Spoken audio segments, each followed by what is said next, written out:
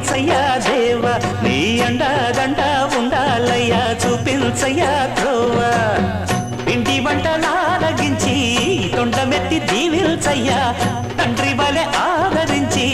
తోడు నీడ అందిల్చయ్యా ఓ